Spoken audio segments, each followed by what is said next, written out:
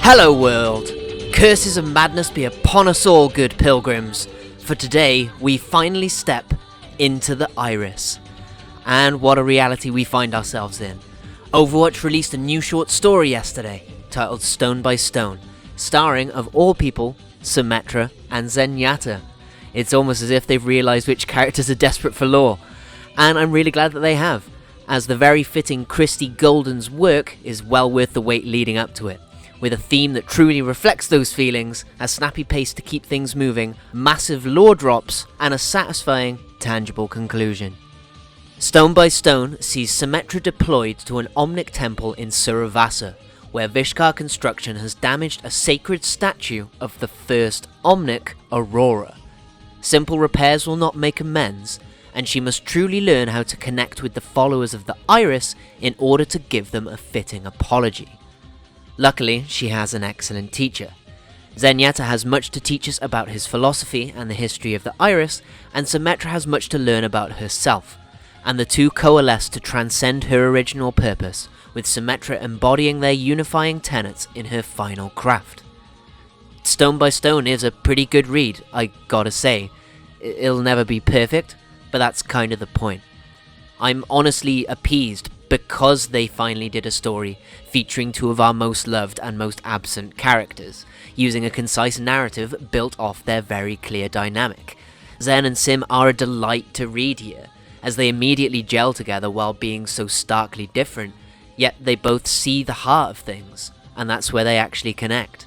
Symmetra actually grows in her own right, pushing past the order of definition and coming to truly empathize with another person, and Zen is just tons of fun to read, as everything he says is framed through this coyly acceptant duality, and he just laughs at the absurdity of it all. We are all so much more than one simple thing. I think Zen is the kind of guy that we all need in our lives right now, to be honest. But I'm all you've got, so from here, I'm going to go into the more nitty-gritty, spoilery elements of the story. And so you should go read it if you haven't already, link is in the description. So, I really like the faster pacing of Stone by Stone. Our setup is over quickly, while inherently demanding emotional weight, and we're right into the conflict at hand. Then, both our main characters strike out immediately as outliers in their respective camps, almost like the dots amid the spiral of yin and yang. And this theme of duality is constantly referenced as we explore the differences in Omnic and human perception, but there is a consistent understanding that brings them together. And as we are all one within its brilliant light, the Iris finally gets its proper expansion, using some fantastic sci-fi nonsensery to give us both determinate Omnic history and enlightening moral truth. We are all formed from each other, and we each shine in the dark through the cracks in our armor. Accepting our own flaws is important, and Symmetra's final augmenting of the Aurora statue serves as an awesome, tangible display of that message, through understanding and unity.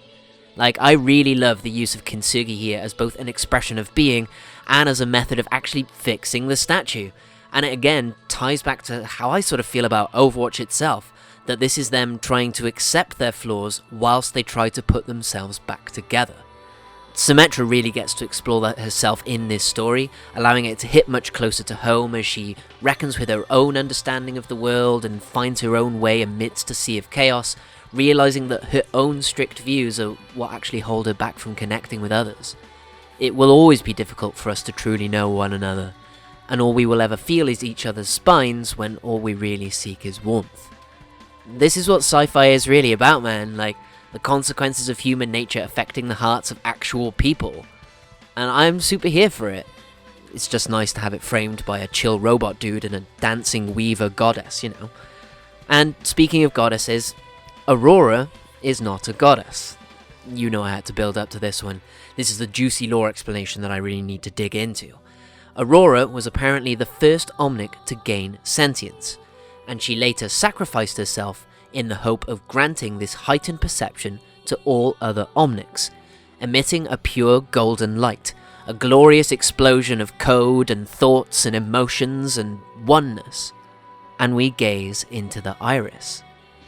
So the Iris is actually the collective hive mind of all Omnics, born from one single Omnic, and it gives them the ability to form individuality. It's like the Pale King's soul from Hallownest crossed with Project 2501 and the Human Instrumentality Project, a self-perpetuating evolution achieving harmony through discord.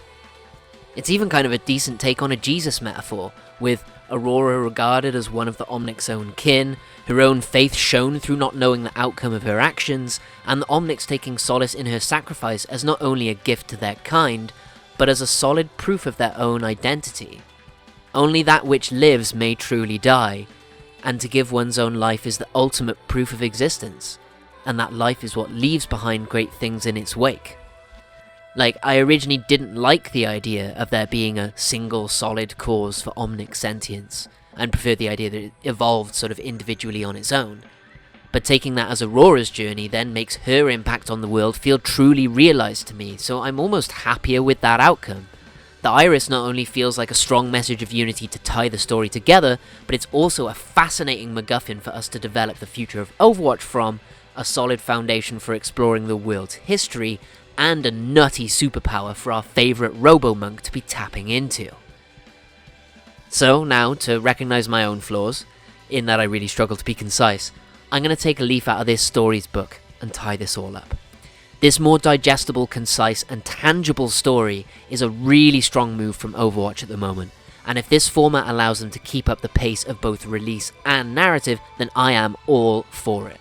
I hope that they now feel everyone understands enough about the Overwatch universe so that they can focus more stories on the progress of events and actual exploration of our characters, and so I'd love to see this story tie in somewhat to the next Tracer comic, and for that to be a continuing pattern going forward as well, at least if the comic releases as soon as we expected, which was meant to be like now.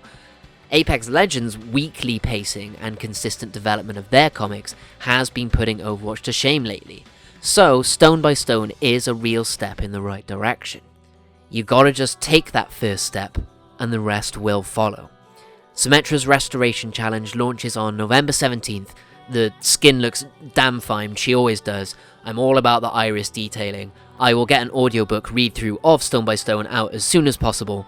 This was some awesome work by Blizzard writer Christie Golden, great choice of characters, fun dialogue, sweet lore, and consistent theming throughout the setting and the narrative, which all lead to a tightly wound, satisfying story. Sanjay even got the odd cameo to further solidify him as a stone-faced, cold-hearted bastard, but perhaps it also showed that there's room for warmth in him as well. So, more of this please. I will also happily work as your editor, because that's one thing the short stories have always needed. But that's enough out of me. Please go pay your respects to our glorious Pilgrim Queen and her chuckling metal sage. Thank you for staying with me. I've been Euclidean Vision, the emotional support. Take care of yourselves out there, teammates, and may the glorious light of the iris forever embrace you. Bye-bye.